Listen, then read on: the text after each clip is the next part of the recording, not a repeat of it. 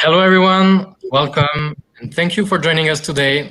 My name is Valentin Joannet. I'm currently working at Lyon's Entrepreneurship Center based in France, specifically on developing programs and content on entrepreneurship for PhD students and young PhD as well. Special thank to Arqus Alliance for inviting me today as the moderator of this session.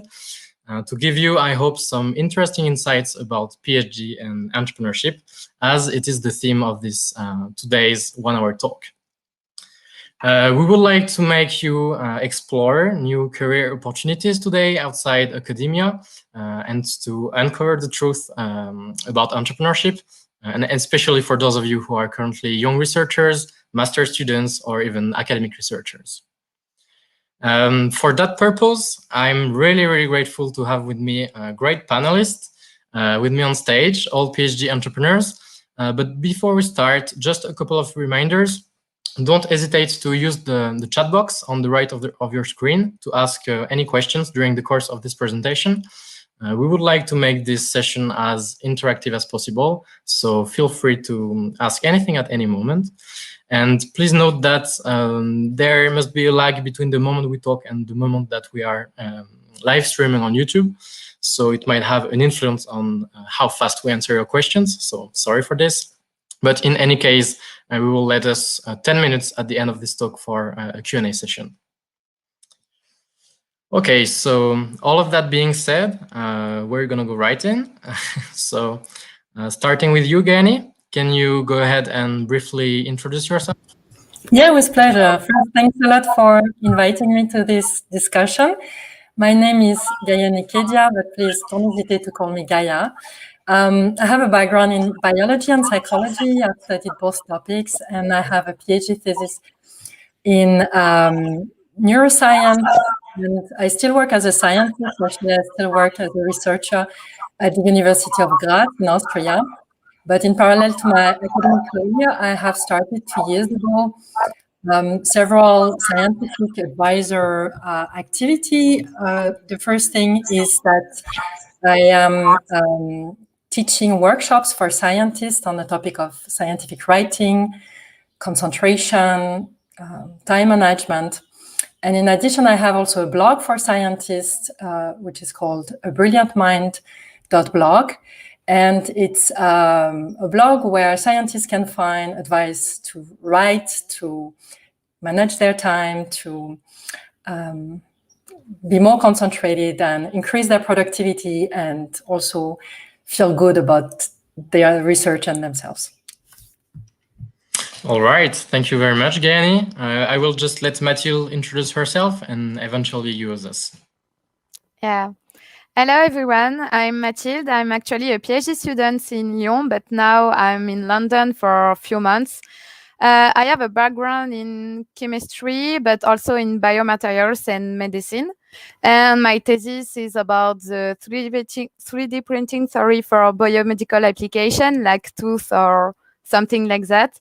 And yes, I have also created my own enterprise, which is BienDansMaThèse.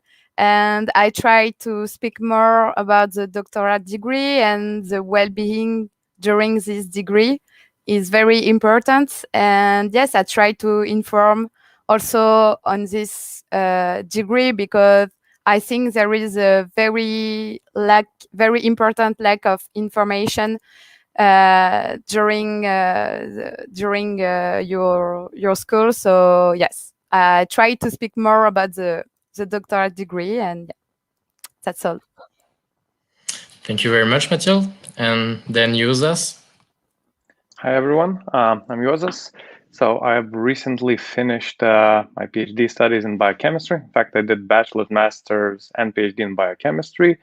And during my PhD studies, together with a professor, the supervisor of my thesis, and a few other PhD students, we co-founded the company Droplet Genomics, and I'm currently CEO of that company, having finished my studies. And what we do at Droplet Genomics is we commercialize droplet microfluidics technology and basically aim to create new methods for high throughput analysis of biological samples.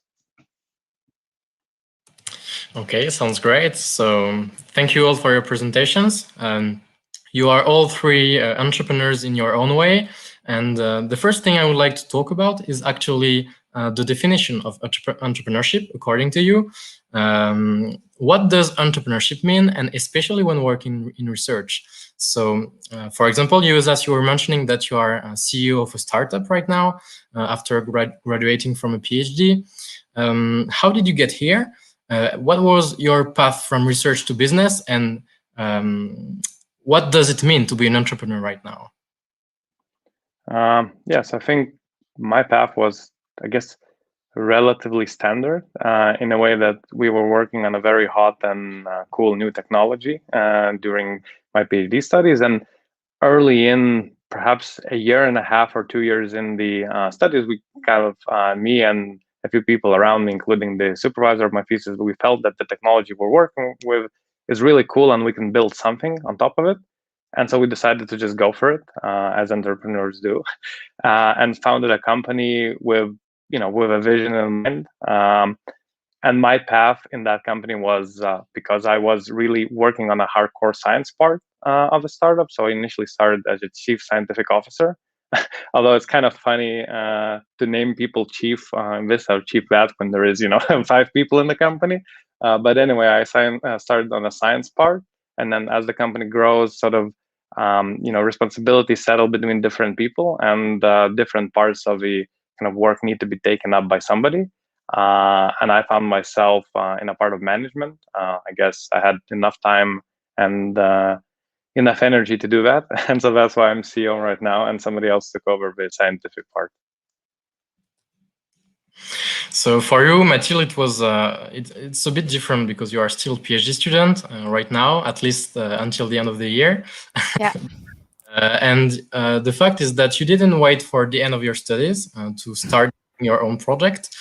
So can you tell us what form of entrepreneurship you are experimenting today, and how do you see yourself in the future compared to USA's experience, for example? But yeah, what form of entrepreneurship you are experimenting today? Actually, I think it's very different for me because it's not entrepreneurship according my thesis or according scientific process. It was just because I have created podcast, and just before the lockdown and after we had the lockdown, and I don't know why it was very very appreciated, and I have good background, so I was like, okay, so now there is something to do with this podcast, and I have received a lot of message, lot of partnership or something like that. So I was like, okay, now maybe I will receive some money, so I have to create my enterprise. So actually, I had no idea that BienDansMaThèse will become an enterprise, so it's good. But yes, after my thesis, I would like to continue the entrepreneurship because I think when we are PhD students, we are entrepreneurs. So yeah, I think it's important to keep in mind that your soft skills and your skills during your PhD is like become an entrepreneur, and it's very important. Yeah, and I think we'll talk about skills more deeply in the second part, but that's important to precise this. Guyanis, what's your opinion on this point regarding your own experience? Is entrepreneurship all about being the CEO of a startup? We know that the answer is no, but what's your experience regarding entrepreneurship? I mean, the first thing I wanted to tell you is that I would have never thought that I would show up in such a panel and become one day an entrepreneur. I'm coming from a background that has nothing to do with entrepreneurship. I don't have anyone in my family who did. And I must even admit that I used to think it was a little bit tacky. I used to think it was a little bit for people who are interested in money and who wanted to earn a lot of money. And I used to think I was a bit better than that. And so I chose the high moral road of being at the university and working in science. And I was very proud of it. And I also really like it. I love universities. And a few years ago, I was in a situation where I didn't really know how I should go on, because I was already at the University of Graz, and I had position, but I knew it was limited. And I knew it would be difficult to get a position here, a permanent position in Graz, because the professor in my area is my supervisor, and she's a young lady, or for Professor Young. And so she's not going, and she's very healthy. So it was very clear that she was not going also somewhere else. So I had either the choice of leaving for another place and applying for professorships somewhere else, or find another option. And at that time, I met my current partner, and he was very excited about entrepreneurship. And he said to me, "Oh, it's so cool. You can do so many things. You're free to do whatever you want." And he said to me, he saw that in me. And I was like, wow, me? I mean, no, not really that. But I always had this idea of creating a blog, because I had been myself looking for information about how to write, about how to deal with my own mind, how to deal with my doubts.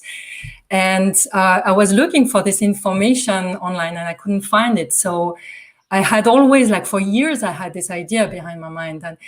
And then with the encouragement of my partner and the situation, the fire that's starting to be a bit hotter under my bottom, I started this path. And I must say, it's not what I thought it was. The first thing is that I love the freedom. I love the creativity that I can exert. There is nobody who can tell me what I should do. I just do my stuff, and either it works or it doesn't, but that's my thing. And I find also that it's very rewarding. So far, for me, that's been something fantastic, because I have the reward to do something useful. I get positive feedback from the people who attend my workshop or who read my blog, and that's already, when people tell me that they write again, that they are motivated again, that's already the world.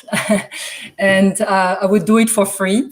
But also, I must say that I also enjoy having the reward of being paid for proportionally to the effort I put in my work.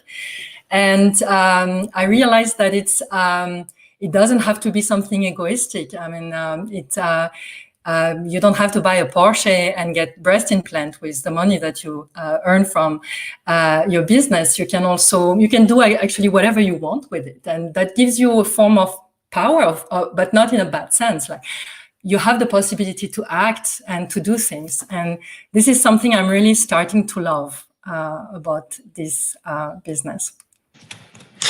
That's true, that it's just not about making any profit and stuff. And I think that it can be actually an opportunity to have some impact around you. And that's some interesting point of view. But also, it's funny to hear that you didn't expect yourself to be invited at this kind of event. And I have a question for users particularly. You said you were starting your experience as a chief scientific officer. Did you consider yourself as an entrepreneur during this first experience before being the CEO of your own company?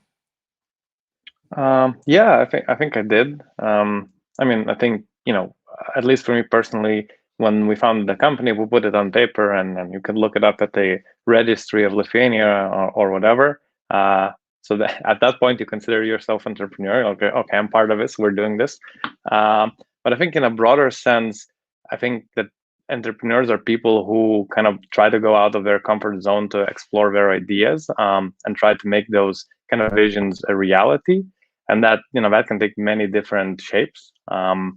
And so for me personally, definitely working on a science in the context of creating a product for a market, it's already part of an entrepreneurship. So one interesting thing I noticed from all of your experience is that you are all three still linked to research, actually, even today. Gayannee, you are both a researcher and founder. Matilde, you are currently a PhD student. And you built basically a company based on your thesis results. So the question is, does building a project or a company necessarily mean giving up on research? Who wants to start on this question? Well, maybe I can tell very briefly that most of our activities and most of our spending still goes to research, right? So it's still the same kind of research. Perhaps the technology readiness level, the questions you're tackling are a bit different, right? Because initially you would tackle some fundamental questions depending on the topic of research. And as the project matures, you kind of narrow in on very specific problems that still need some answers and some solutions. And this is where research comes in. So I think at least in biological sciences, right, in biology, biochemistry, chemistry, if you do a startup, it will be very closely related to research, and that will be a big part of a startup for years to come.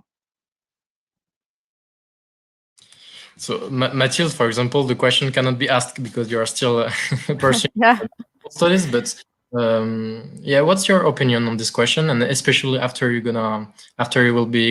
will graduate from your PhD? I don't know. You will need to give up on research and building your own project and just leaving research next to for some other projects? I don't know, because I think I will try to always continue to make some research, even if I create something. I love science and I love research, and I'm sure we can be able to make both at the same time. So yeah, I don't know yet, but in my dream world, I hope to be able to create something and to make some research at the same time. And Gayannee, like you are a researcher right now as well, so you never gave up on the idea of on being a researcher. So what would you say as well on the fact that it's possible to have both some entrepreneurial activities and researcher activities? I think that depends very much on what you do, in which area you work. If the product that you're selling or developing requires some research, then yes, for sure, you will continue doing research more or less close. In my case, it's also kind of related. My research, I'm a researcher in psychology, and on my blog and in my workshops, I also talk a lot about psychology, so it is related. But there is a form of tension. I mean, time is limited, right? So, and research takes some time. So I am a little bit still sitting on two chairs at the same time. But what I realize, and that I find I would not have expected also beforehand, is that I feel that having a business has a lot to do with being a researcher, because you have to be creative, you have to come up with ideas, and you have to test your ideas. And this is something that I found so interesting also about having a business. Probably it depends on what kind of business you have. But for example, on my blog, I have to look at traffic, I have to work with numbers, I have to test hypotheses, what people want to read and what they are interested in, and I can validate that like I would do for an experiment. So I think it's not totally separated. Anyways. But is it related to the fact that your entrepreneurial activities are directly related to your research results, or is it the same for someone who is building a company outside academia or outside any research results? I didn't quite get your question, Valentin. I mean, your entrepreneurial activities right now have a link with your research and your experience as a researcher. So would you say it's exactly the same situation for someone who is building a company, but not related to any research or any research laboratory, for example? Maybe Matilde, you would like to answer this question, or isn't it clear on the question? Not really.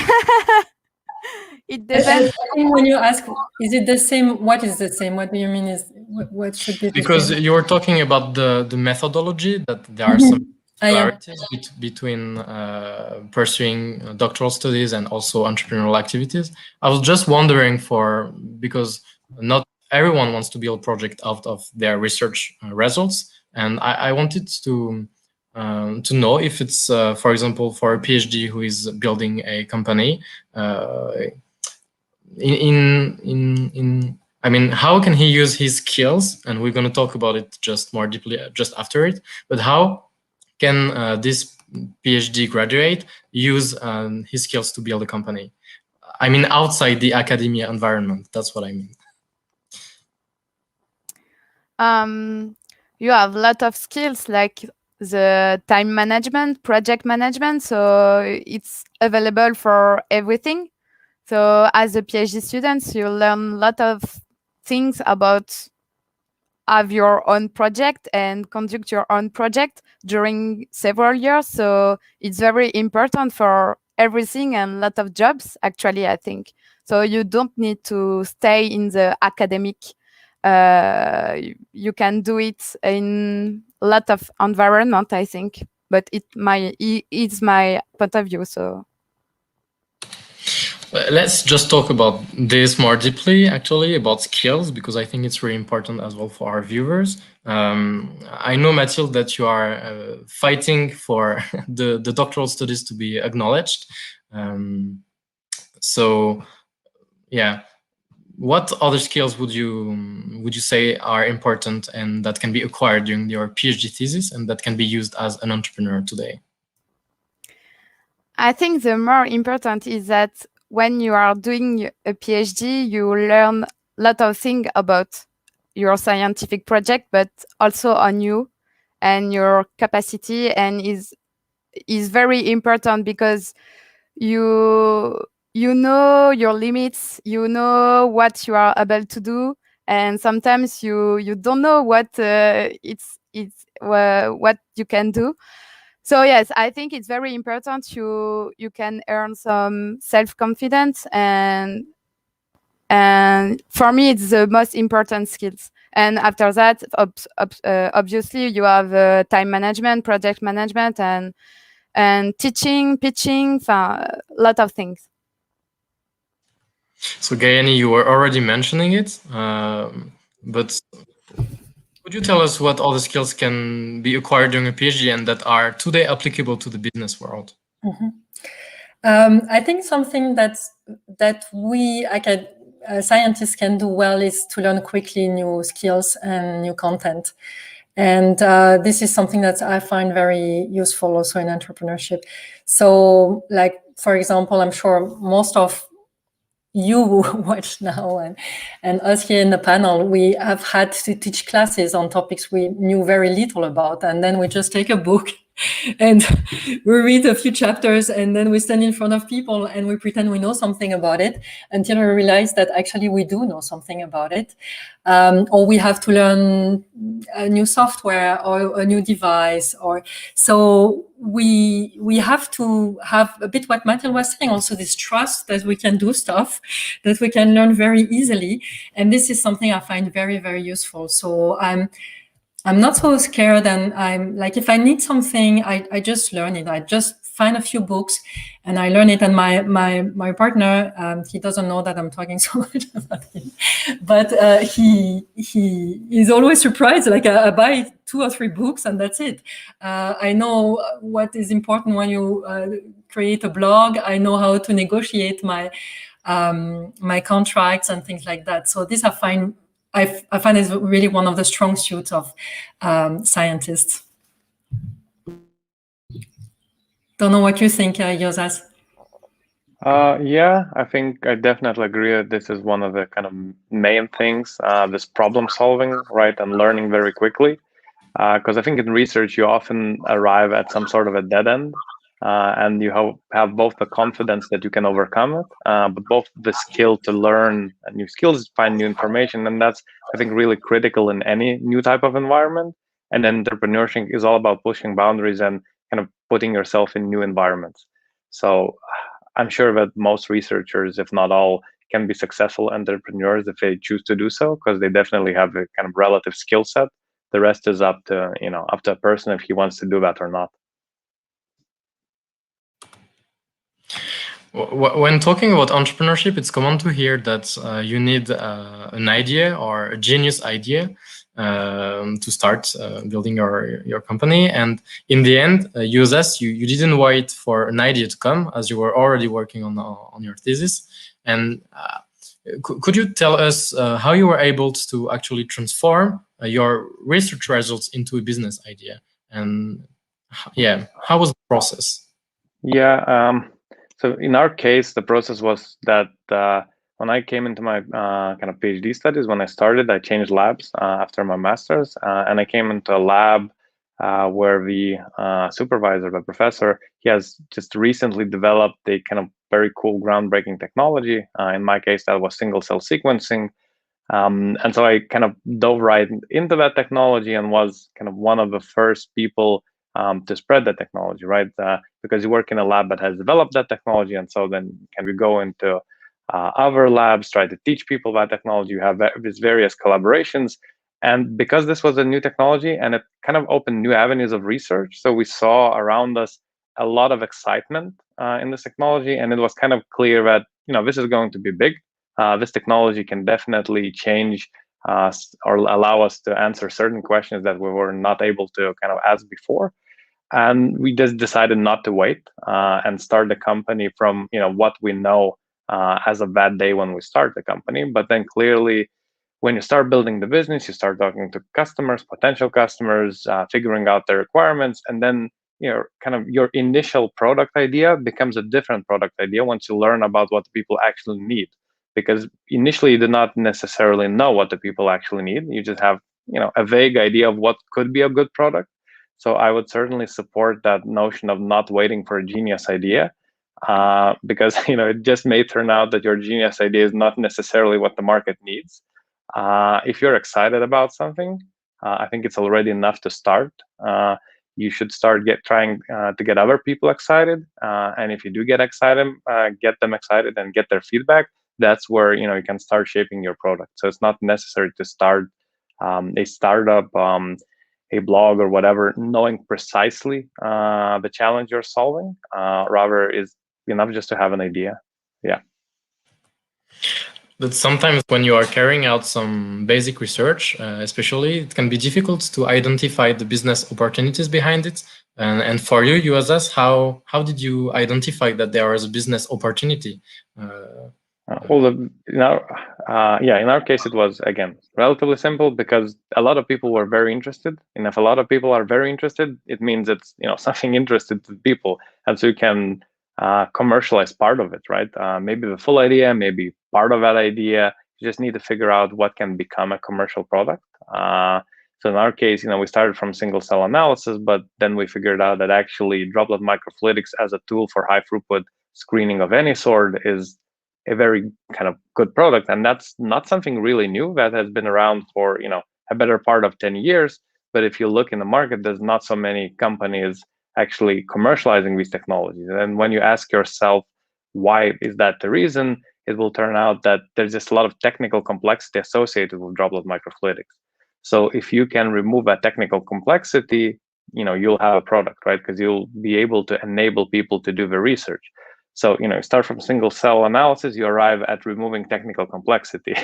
And that's how you figure out, what you want to do. And I think in many cases of basic research, you dig deep in a problem, you understand the bigger context of it, and that allows you to identify a niche for a product or a service or, whatever. And it's not just about a product. It will be about just an idea or a concept. You are not. You don't have to think about a product to create your own enterprise. It will be everything else, like just a concept, actually. Yeah. And I guess that in the end, the initial idea is completely different from the the final product or service that is going to the market. So yeah, it definitely changes.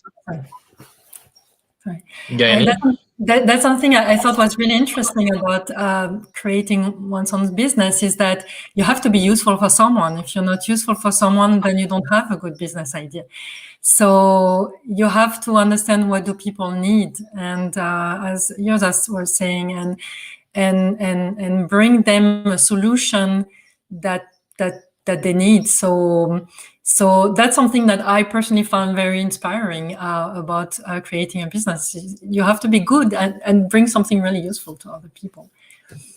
And you can also look for that. You can look at what do people need, where do they struggle, where do they spend too much time, where do they spend too much money. bring an answer to that. So in the end, we talked a lot about how research can be useful for entrepreneurship, but I would like to focus on the opposite way. I mean, how can entrepreneurship be useful to research as well? And maybe Guyanis, you can answer this as you are both entrepreneur and researcher. Yeah, I mean, I'm lucky that I'm in my workshops and on my blog, I'm teaching a skill that is good for scientists. So I'm teaching scientific writing, concentration, time management, things that are good for productivity. So the content of what I'm teaching is already excellent for me to become a more productive and a better scientist. There is no better way to acquire a skill than to teach it oneself. So that's the first thing, but it's not the case, of course, for everybody. For me, the most important thing in this entrepreneurship path was you have to get out there. Like you have to start your own business. And it sounds like such a big deal, when you say it. And then you have to do all these different steps. And for example, for me, I had to call universities to sell my workshops. I had to create a blog where I would put my picture on it. And I would say, that's my stuff. And I had to write stuff that I would put on there. And that was really terrifying when I had to take these steps. I was really like, I was terrified by it, which is probably one of the reasons why I didn't do it before. But that's the great thing about it, is that once you have done it, you gain a lot of self-confidence also just by doing it and by seeing that you can really bring something. So in a way, for me, that kind of forced me to be more courageous. And I'm going to say something, maybe it's going to sound a little bit weird, but to become even a bit more of an adult, because I was on this business on my own, and I had to take everything into my hands and to stand there and in front of everybody or of certain people and to tell them that's my baby. And yeah, I feel more of an adult in a way, which is weird because I'm already not that young. It made you grow up in a way. Yeah, very much. And I think it's very good. It's something that that I can use in many other areas of my life. Mathilde, would you say that your entrepreneurial activities have helped you for writing up your thesis, for example, or conducting the rest of your research? Oh, yes, absolutely. Because just before the first day of the first lockdown, I have created a Discord channel. So it's like a WhatsApp or something you can write. And yes, I have created a server with all PhD students from France. So we are PhD students from history, mathematics, chemistry, everything. And actually, we are 1,300, I think. And yes, thanks to that, my PhD is better because I have huge motivation. I have new friends, and yes, thanks to BienDansMaThèse, I have met so much people and I have met so much software and everything. And yes, I think it's very important. And because it was a very hard time, the first lockdown for my PhD, because I need to make some experiment and I won't be able to make it. Yes, I think BienDansMaThèse has helped me to stay motivated and to stay concentrate and to not give up my thesis, actually. Mathilde, I would like to know, how do we find time to both build your project and as well write up your thesis, because it's quite an intense process. So how do you find time? I think this year it's not a good example, because this year the life is strange and it's not normal. And yes, sometimes I'm not able to go to the lab. Actually, I'm in London. During the first time here, it was very complicated because I have a lockdown and a lot of things to do to be able to go to the lab. So I have time actually I have more time that I will have in a normal life. But yes, I think it helps me to stay motivated. It's very important for me to do that, and yeah. Okay, so before we answer any question, I would like in this last part to just let our speakers share and give some advice for PhD students, young PhDs, or even academic researchers who are maybe hesitating to go for it and who aren't sure that entrepreneurship fits with them actually. What would you recommend? What tips and tricks that helps you dive in the world of entrepreneurship? And the first, maybe we can just talk about if there is any right time to dive in. For example, you as us, do you think that there is a proper moment to go for it? Probably not. Like with many other things, the right time is now. So if you feel you have an idea and you're excited about it, that's a good time. That you know, the life is not gonna get less busy, right? You'll always keep yourself busy with something. So you will most likely have to put something aside to try out your ideas. But there's no better time than now. So definitely, you know, in terms of PhD studies, I think some periods are more active than others, right? Maybe you're doing literature review, and that involves a lot of reading. And so, you know, taking your mind off things and kind of reading about other things or doing some, I don't know, experiments is good, right? So it's a good time to diversify. Maybe you're doing a lot of experiments in the lab, and you're just, you know, super overworked kind of manually, because a lot of experiments are still manual work. And then it's a good time to take your mind off of those things and devote your attention to kind of brainstorming ideas. So, you know, maybe you're writing your thesis and you need to devote 3 months to just write the thesis. Maybe that's not the best time to start a startup. But in general, I think there's no perfect time. You just have to go for it if you feel excited about something, and, you know, not be afraid of failure, because if you fail, you still learn something. And there will be many kind of small failures along the way to success, I think, for everyone. But in the end, regarding your all three experiences, you started at completely different moments, either during the PhD thesis or after years of postdocs maybe as well. So it's funny to see that there isn't actually right moments to start. Guyanee, you're used with giving advice to people. What kind of advice would you tell young PhDs or PhD students? So for me, there are two things that are really important. The first is to have a vision of what it is that you want to achieve. And I find the vision is so important because on the one hand, this is what motivates us. So when we see clearly what is that we want to achieve, what is the product maybe that we want to create, but also what is the life that we will have once we will have this product, I think that really helps a lot. And this is also something that you will find in probably any advice about building your own company, is that you have to have a lot of clarity regarding what is your product, for whom it is made, who is going to be interested in. So you will do stuff like creating avatars of the people who will buy your product and things like that. But it's also for oneself so important to have this vision, because that's the enthusiasm is associated with clear also ideas regarding what we want to achieve. And once this vision is really clear, I feel that something that's very important is to be ready to do the scary stuff, like to take one's phone and call the people one rather not call, and to stand in front of people and share your ideas. To create your own website, all these different things, because I don't think that there is a point where this stuff stops being scary. I mean, they stop being scary once they are behind us. Like in retrospect, say, oh, that was not such a big deal. But when they're in front of us, especially if they are close, they are scary.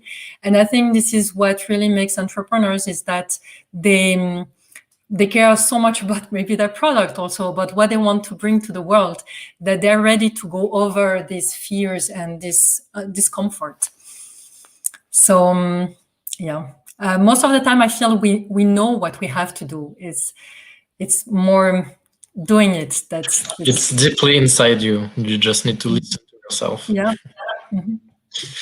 Mathilde, you invited a lot of guests for the podcast, and especially entrepreneurs as well, PhD entrepreneurs. What kind of tips did you learn from those invitations, and regarding your own experience as well? Everybody is different, and every experience is different, because yes, the things that is very important, like you mentioned, that we can start at every time. We can start during their PhD, after the PhD, or sometimes 10 years after the PhD. So I think there is the good time to start. So I think it's very important. And I think also that become an entrepreneur is something that you have already in you. You feel it if you like create something, if you like organize some event or something like that. I think you are like an entrepreneur more than everyone. But everybody can try, and yeah, I think there is no one like no one. I wanted to mention also that I've compiled a few books and websites and podcasts that I thought were interesting. Maybe I can share it quickly. Yeah, so maybe you can share it in the chat, and then we will share it on the YouTube chat as well. In the chat okay, box. yeah. So and one of them is a questionnaire to see if you are entrepreneur material. So you can take this questionnaire. There are several dimensions. I mean, I'm not going to say that it's a scientifically validated questionnaire. It's not that, but it's interesting to discover a bit what kind of person you are. Did you try it for yourself? Mm-hmm. And yeah. what was the result? Yeah, I had so there are several dimensions. One of them is enthusiasm. Another one is impatience. I thought it was interesting. So if you're someone who's impatient, that's actually a good thing for having a business, because it's motivating you to do stuff. Interest in money, I was not very high on this one, but is also like liking to earn money is one of the dimensions that were investigated. Yeah. It's not badly made. I thought it's not scientifically proven that it's going to tell you how great an entrepreneur you will be, but I thought it was not really interesting. I will share it with you. So some interesting question appeared in the chat from Eunice LBC. As it is an international event as well, what advice would you give to migrant PhD entrepreneurs? I think the most important is to first talk with your supervisor, because sometimes you have not the good environment to think about that.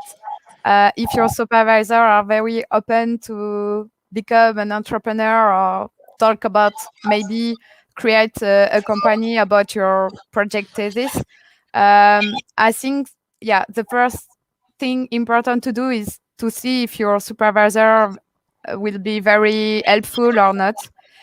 And at the second time, in your institution, in your university or in your school, you have now a lot of programs that help you to start to think about the entrepreneurship. You have a lot of lectures, especially in the doctoral school.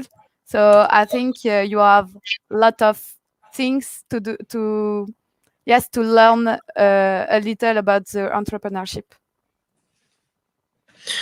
I think it's really interesting point of view, because one common thing that we hear as well among future entrepreneurs is that entrepreneurship is a lonely trip, and actually we know that it's completely wrong, and that you need also many people and organizations.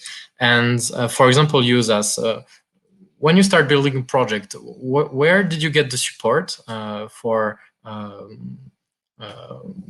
going on this process? Yeah, so I think, as was mentioned here, there's university provides a lot of resource. I'm not sure how in other companies, but probably the same as in Lithuania. We have a lot of kind of governmental agencies that provide, let's say, commercialization grants, early grants, just to test out the ideas, then bigger grants to kind of build a project. So there's a big support network, both financially, but also there's people who will, kind of teach you how to do a pitch deck, how to pitch your ideas, where to find funding. And I find that, now more than ever, there's more resources. As long as you're willing to reach out and ask for help, you'll get that help. And people will be actually very happy to provide the help.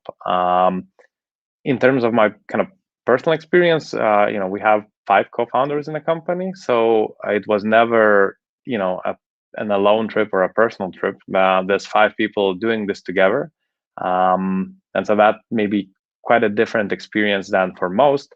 But when you do everything in a team, it's definitely easier.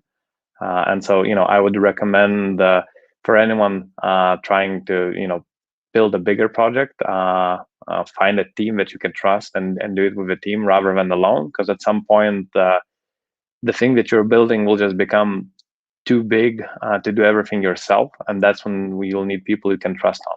So, yeah. So, Guyanee, did you get also some support along the way?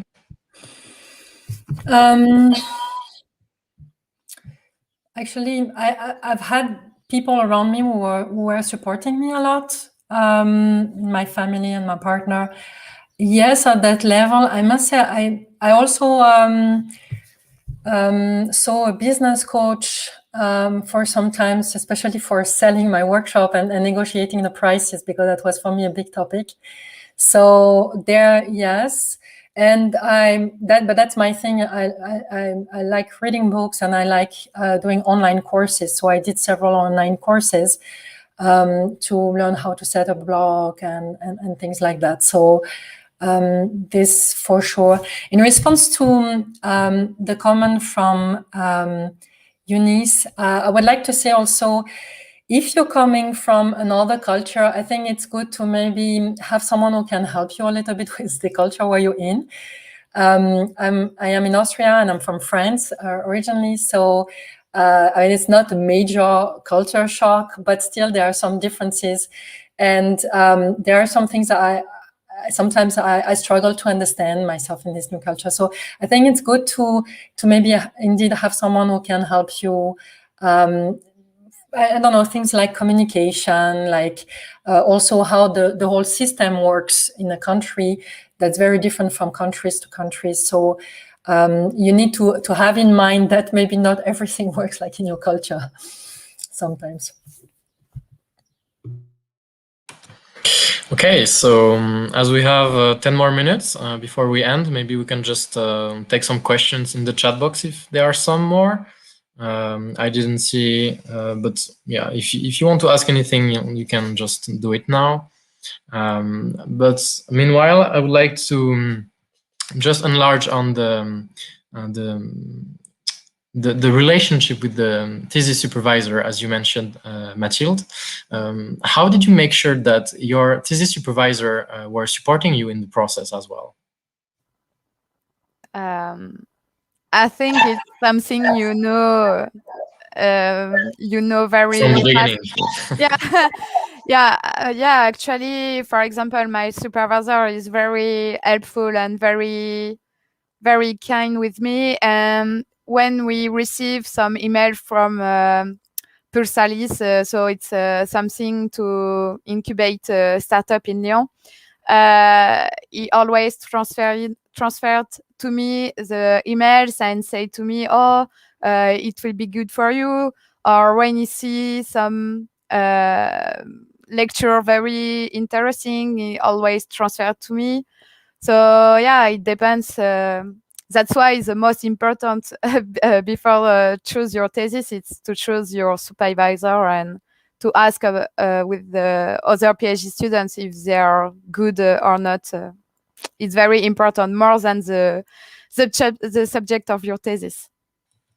Yeah, I think it's necessary to highlight the fact that the support structures are here as well, like incubators or TTOs as well, so transfer technology offices that are here to support you in the process, especially if you are building a project out of your research thesis. So it's important as well to look for those kind of support structures in the ecosystem. That depends as well on the location, but yeah, I think it's right to mention it.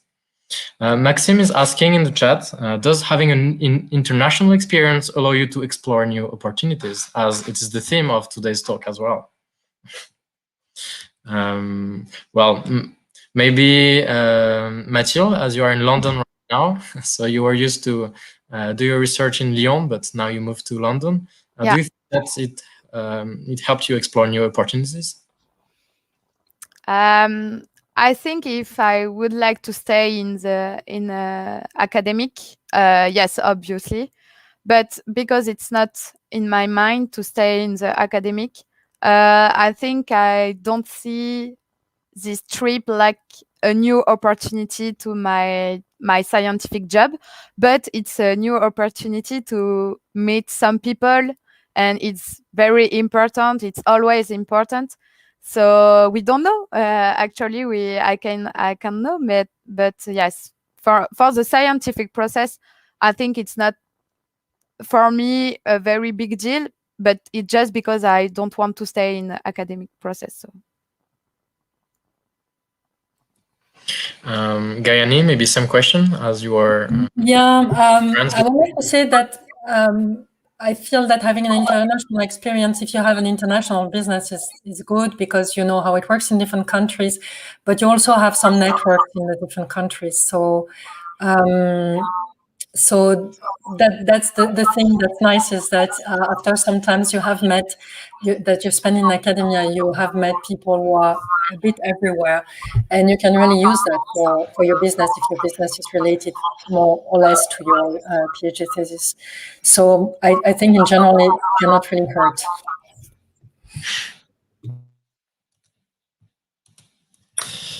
Okay. Did you want to add something, Yosas?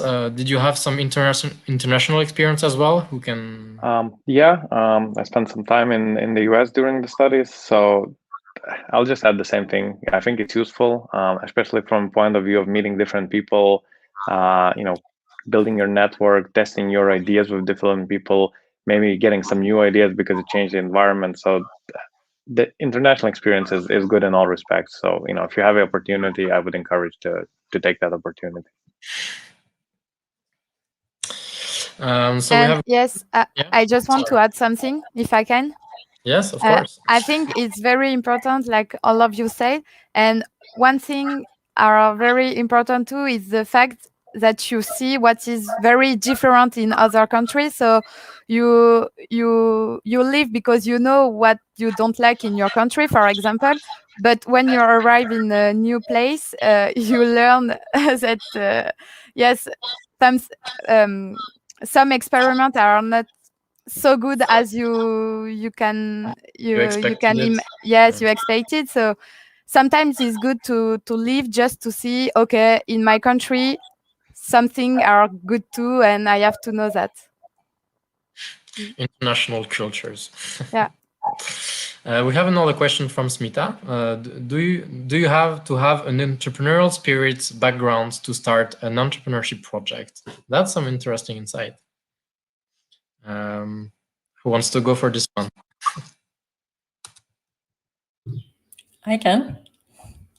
So I don't have any background, as I mentioned already. And so I don't think that you need to have the knowledge I mean, you can acquire this knowledge. I really believe that. What I think you need to have is that you need to be excited about your project. I don't know if it's really possible to build a company if you're not really excited about this project. So maybe this entrepreneurial spirit is to think, oh, there is this thing I really would like to make happen in the world, and I'm ready to go over the challenges and the obstacles that will come in my way. This I find if you're not really excited, I don't know, I cannot imagine someone really being a successful entrepreneur selling something he doesn't really like. Did you follow some courses along the way for training yourself regarding building a project? I put, so in the references that you will get, there is a book, it's called Will It Fly? How to Test Your Next Business Idea So You Don't Waste Your Time and Money. Don't know if Mathilde and Josas know this book. It's quite nice. It's but I mean, for you guys, it's already too late because it's already flying. But if you have an idea and you're not really sure if it's worth it, it's a series of different steps of exercises that you can do. It's really written very easily, very pleasant to read, and that really helps you like developing this vision and I thought it was very useful. I keep on coming back to these exercises and this book. And what about you, Matilde and Josas? Do you have some courses or training? Yes, I read a lot of books about productivity and entrepreneurship because I like that. And yes, I have followed some courses from my doctoral school. I have followed, I don't remember, but famous lecture about the entrepreneur and the scientific process. And yes, I have a lot of books about it. All right, so Guyanis is confirming the fact that international experience is fundamental for entrepreneurial success, especially for cultural awareness. So thank you for this. And Vaida is asking if you could go back to the beginning of your entrepreneurial journey, what one thing would you do differently? Josas, maybe? I think, it's easy to say kind of looking back, but one thing I would try to do differently is to put things in a bigger context as early as possible. And just to give an example, for example, you may have a technical problem or technical challenge that you're really focused on and you develop a lot of kind of resources and time to solve. And at the end, you understand that this was not the best use of resources because that technical challenge is not even valid in what the product you're building, because along the way you kind of meet people and you understand that your product is a bit different. So taking a step back and trying to understand what you're doing and why you're doing and what's the best way to achieve it as early as possible, I think is something that I would try to do differently. We definitely did it at some point, as everyone does, but in a startup, even half a year is a big time difference. So that's kind of an advice I would try to give and try to do different than myself. I have also definitely one. Don't sell yourself too low at the beginning, because I did that at first with my workshops. Like I was already surprised that someone wanted my workshop, so I hadn't even thought about a price. And then people say, "Okay, how much do you want from it?" And I said, "How much would you like to give me?" And then I realized I was way under the price market. And so I had to renegotiate all the prices, and that's not easy. Like once you've been selling yourself for a certain price, it's very difficult to come back and to say, actually, I'm going to do the same thing, but I'm going to ask you 1/3 more. So think about also what is the price market before you're selling even one product.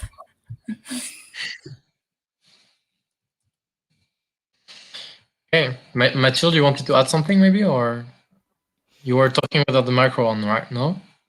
I agree, and maybe I will be more careful about my communication because I didn't know it will be working. So yeah, maybe I will be very I don't know. It's a difficult question, but yes, maybe the communication will be different at the beginning, I think. All right, so I think that concludes our talk today. So I hope, I'm just checking if there isn't any other question. Know your value and don't sell yourself short. Thank you, Gaia. That's some interesting point. So I hope you everyone enjoyed it. Enjoyed this talk. I hope that you have now a clearer vision on the opportunities that you can explore outside academia regarding entrepreneurship. I am personally available on LinkedIn if you want to know more about PhD and entrepreneurship, and I think it's the same for our panelists as well. So thank you again, dear speakers, especially. It was a real pleasure to hear you share your experience, and I'm pretty sure that some of our viewers will follow your steps in the future. Thank you, everyone, and see you very soon. Thanks, and good luck for the future entrepreneurs. Yeah.